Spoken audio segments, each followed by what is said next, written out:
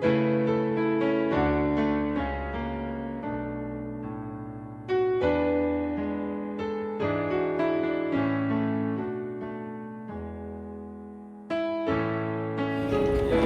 merci d'être venu à cette cérémonie commémorative du dévoilement de la plaque du POP. On a invité les journalistes, peut-être qu'ils sont un peu en retard. Ils sont très en retard, ils ont 75 ans de retard. Ah ouais, et ça va les faire venir.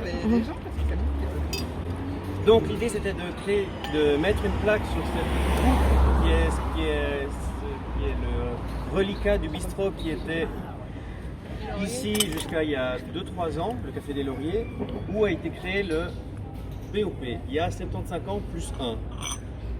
Il ne faut pas croire qu'on a une année de retard pour faire les 75 ans. Je dis plus 1 parce que le parti la première année a été interdit, donc en 1943, dans les années de fin de guerre, on connaît l'ambiance qui régnait, l'anticommunisme, etc. Donc la première année, le parti était dans l'illégalité. Le parti, c'est une histoire de tripe, au sens propre comme au sens figuré. Pour cacher la création du parti, donc les fondateurs avaient eu l'idée de faire une assemblée, une soirée tripe à la Neuchâteloise, sauf erreur. Donc voilà, d'anciens communistes, des indépendants, les pacifistes, les antifascistes, on dit les socialistes de gauche, c'est pas très sympa pour les socialistes, mais ceux qui suivaient donc Léon Nicole ont eu l'idée de créer ce parti pour l'après-guerre, pour instaurer des changements sociaux. Donc la VS, on connaît les combats, les luttes qui ont été menées, pas toujours gagnantes du premier coup, mais qui ont quand même toujours poussé un petit peu le baromètre à gauche de la politique suisse. Donc c'est pour le rendre hommage ce soir à midi, qu'on va manger des tripes et qu'on va dévoiler cette plaque commémorative. Je remercie déjà les gens qui se sont déplacés de venir. Il y a Bernard Borel, candidat donc, au Conseil d'État et au Conseil national, qui va dire quelques mots. Les États. Le Conseil d'État, c'est la prochaine étape. Non, pas tout ensemble. Pas tout ensemble. Donc, oui, voilà, c'est une histoire de tripes. Les fondateurs du parti donc, avaient montré en fait que ça doit partir de la base, que la gauche c'est une question de lutte de pouvoir et que les compétences appartiennent à la base. Donc voilà, je donne la parole à Bernard. Oui, donc effectivement, on était dans une situation de guerre, hein, quand ça s'est fondé, on était dans une situation où le parti communiste il était effectivement interdit. Et puis au fond, le POP, il a précédé d'une année la constitution du Parti suisse du travail, qui s'est fait donc à Zurich. Mais pendant toutes les années, au fond, où il était interdit, des renseignements que j'ai pu obtenir, ils ont quand même gardé un lien avec la politique institutionnelle. Et à Genève, par exemple, ils ont soutenu des indépendants qui étaient donc le parti de Dudweiler de la Migros. Ils ont soutenu même des gens du PAI à l'époque pour garder un lien avec l'institution, finalement, c'était quand même un souci permanent. Ils ont créé même en 1943 une liste de gens totalement inconnus, puisqu'il y avait 245 ou quelque chose comme ça, camarades qui étaient fichés, qui ne pouvaient donc pas se présenter. Ils ont créé une liste avec 65 ou 64 personnes, et 26 ont été élus, donc de gens parfaitement inconnus, ce qui montrait bien qu'il y avait quand même une base sociale. Ils ont aussi fait, pour garder un lien avec l'institution, à l'époque, ils faisaient une liste communiste qui forcément était interdite, mais à Genève, par exemple, ils arrivaient à avoir entre un quart et un tiers des votes, ce qui montrait qu'ils gardaient donc un lien aussi, au fond, direct avec la population. Parce que, au fond, dans cette situation de guerre, il y avait quand même beaucoup de gens qui étaient, d'abord qui souffraient, beaucoup de gens qui étaient dans la misère ou dans la pauvreté, et qui n'étaient pas d'accord avec la politique telle qu'elle était mise en place finalement par le gouvernement, qui s'est quand même très aligné sur Hitler, contre la menace suprême qui représentait le communisme à l'époque pour les autorités. Voilà, après toutes les années ont passé, et puis on se retrouve maintenant en 2019 dans une situation où au fond on voit une classe politique, si je peux dire ça, qui est très discréditée globalement, Et quand on voit ces jeunes qui crient l'urgence climatique, on leur dit attendez, le monde politique, il va plus lentement que ça. Mais il y a urgence politique, il y a urgence sociale. Si vous lisez Piketty, qui vient de republier un livre, il montre bien que, au fond, la manière de percevoir les impôts, elle est de plus en plus inégalitaire. Et elle favorise vraiment les riches. Quand c'est beau d'ailleurs, ces 30 dernières années, eh bien, au fond, il y a plus de millionnaires qui se sont créés et de plus en plus la classe moyenne chez nous qui s'est appauvrie, sans parler des inégalités évidemment crasses et qui sont de plus en plus importantes entre les pays dits du tiers-monde et les pays d'ici. Donc, on est de nouveau dans une situation où finalement, les thèses qui étaient les thèses qui ont créé ou qui ont amené à la fondation du Parti suisse du travail sont encore des thèses qui justifient que l'on soit toujours alerte, à l'écoute finalement des gens. Et je pense que notre slogan de cette année qui dit simplement populaire, il a du sens. Merci Bernard. Je vais donner la parole à Christiane Jacquet, donc président de la Vivo Lausanne, et ancienne députée. On dit toujours Madame la députée.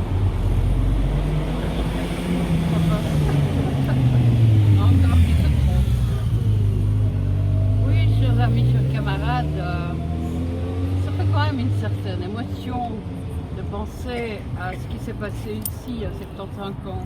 Parce qu'au fond, beaucoup de ces personnes qui ont été au cœur de cette mise en route d'un nouveau parti papiste, on les a connus. Il y avait les Muret, bien sûr que les très jeunes, vous en avez entendu parler, mais vous ne les avez pas connus. Et ils ont marqué le parti. Il y avait le docteur Gendret, il y avait Fernand Petit, il y avait Armand Forel, bien sûr, et bien d'autres. Et pas seulement des gens qui étaient des élus comme Henri Viret, par exemple, aussi, qui a été conseiller national, puis député de très longues années, mais toute une quantité de gens modestes des milieux populaires qui les appuyaient et sans lesquels les personnes dont je viens de donner les noms n'auraient rien pu faire. C'était vraiment tout à fait essentiel à cette période de savoir et d'avoir su convaincre, expliquer, tenir compte et surtout respecter les milieux populaires et leurs besoins. Aujourd'hui, on a parfois l'impression que, comme disait Coluche, dites-nous ce dont vous avez besoin et on vous dira comment vous en passez. À cette période, on avait vissé au cœur un espoir extraordinaire d'un changement de société.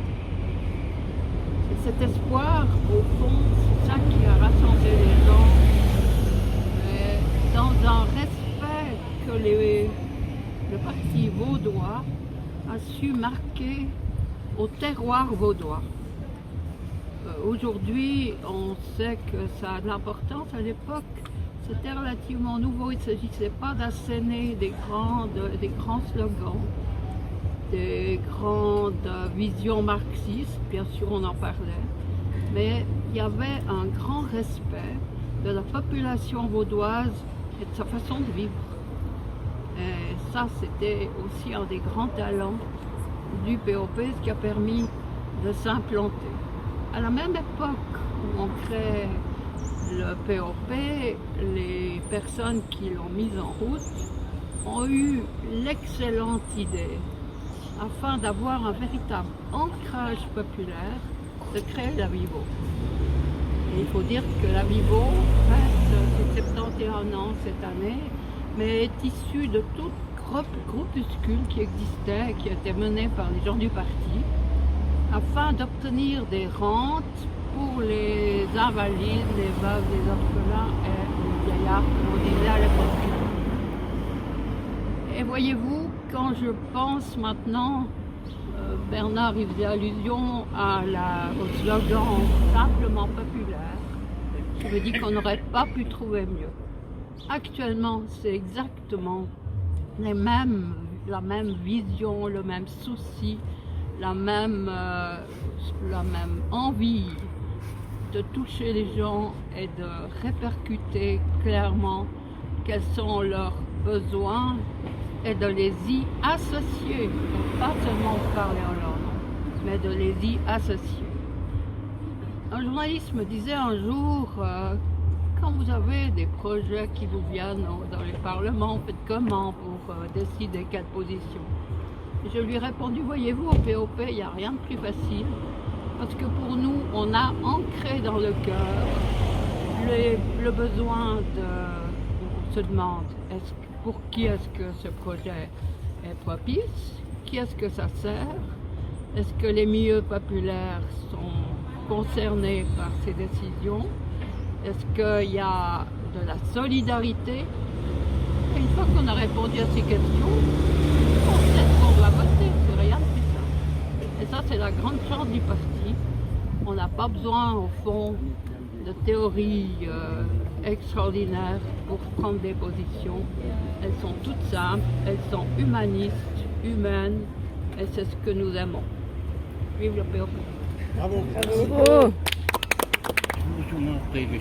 Évidemment, préambule, merci de m'avoir convié à cette cérémonie pour marquer cet anniversaire important. C'est vrai que dans notre pays, entre 1943, 44, 45, les sections du POP se sont créées dans le canton de Vaud, à Genève, le canton de Neuchâtel.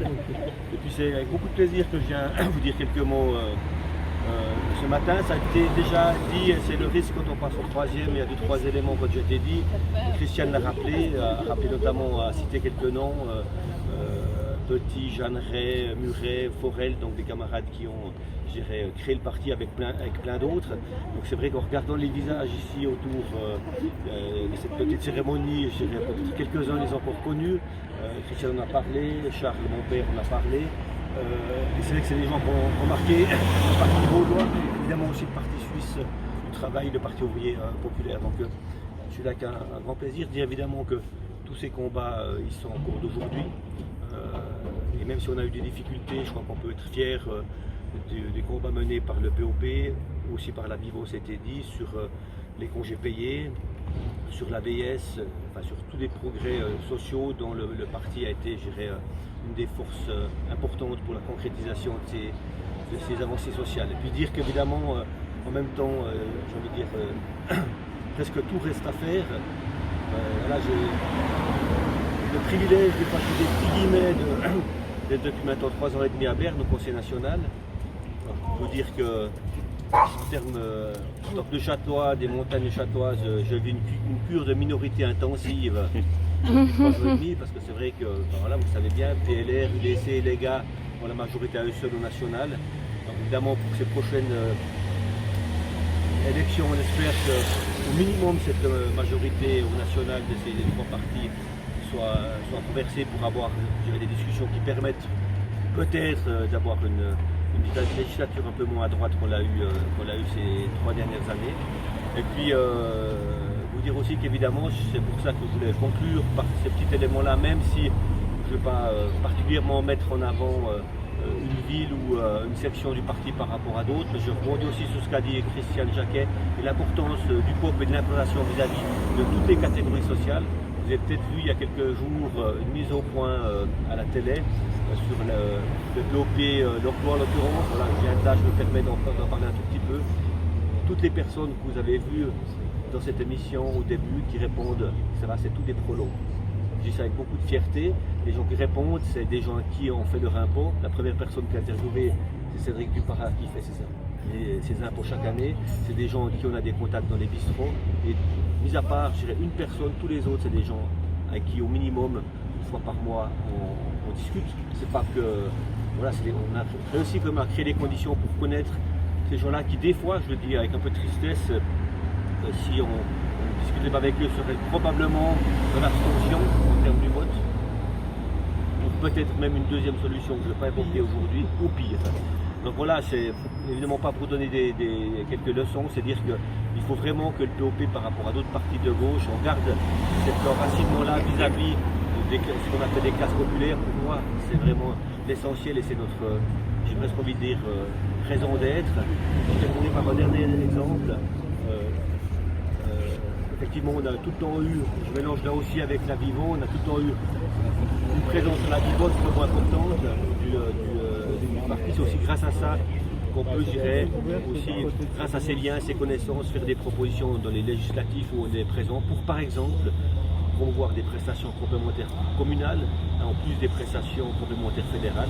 Et je crois que là, on est vraiment dans le rôle essentiel que doit avoir le parti. Et c'est évidemment sur ces quelques propos que j'ai terminés en disant aussi, évidemment, cette fois-ci, vive le POP lausannois, vaudois, vive le POP tout court. Merci. Merci beaucoup. Et pour terminer, comme on dit en anglais, last but not least, c'est juste. J'ai donné la parole à Karine Claire, municipale de la ville de Renan. Donc en 1943, des membres de 3 mouvements de gauche se réunissent dans un café, donc là derrière moi, et plutôt que de commenter une histoire dont je ne suis pas capable de commenter parce que je ne la connais pas assez, j'essaie juste d'imaginer l'ambiance. Le moment où des militants décident de créer quelque chose sur les bases du passé pour se projeter dans l'avenir. Je vois ce moment comme un moment chargé d'intelligence et d'émotion et d'espoir. J'en ai vécu quelques-uns, moi comme militante, parce que beaucoup d'idées militantes sont nées entre quelques personnes, dans un café, dans une cuisine. Et ces instants sont des embryons collectifs très importants.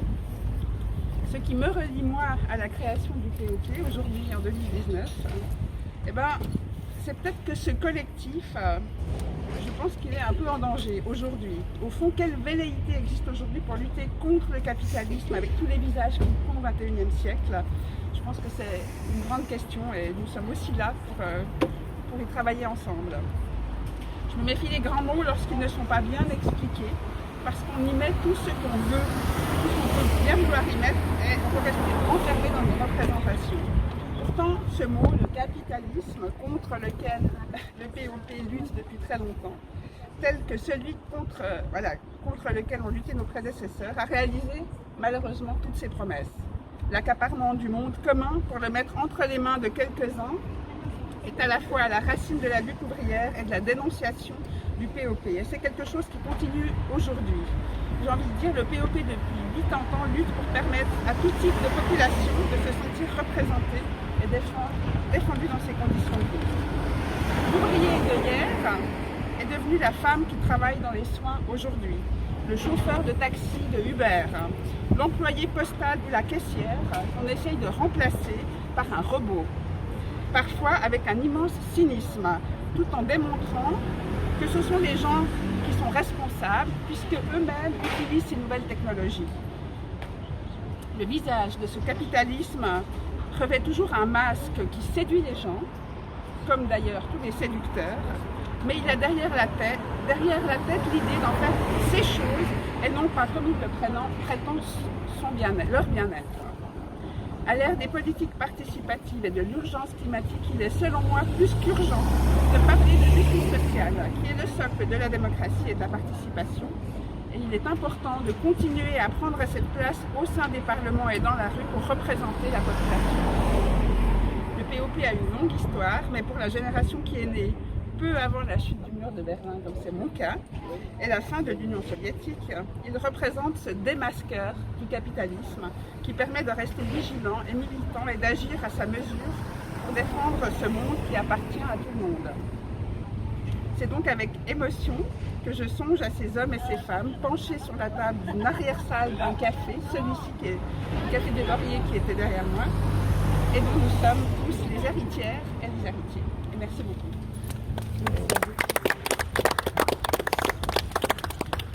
Donc voilà, je vais dévoiler la plaque. J'ai laissé le scotch parce que comme vous l'avez compris, c'est vrai, la municipalité n'a pas donné l'accord officiel, il peut gueuler. Donc en attendant peut-être que la municipalité nous donne l'accord pour faire les trous, etc. Donc Il y a du scotch. il y a un peu de scotch en attendant que ça sèche. Voilà. Donc le Parti ouvrier populaire POP fut fondé dans ce café. Il est le résultat de la fusion des 3 composantes, comme nous l'avons dit, pour les changements sociaux à venir de l'après-guerre. Donc voilà la plaque, et j'espère qu'elle durera aussi 75 ans. Bravo! Hein? Plus, bravo. Plus quand même.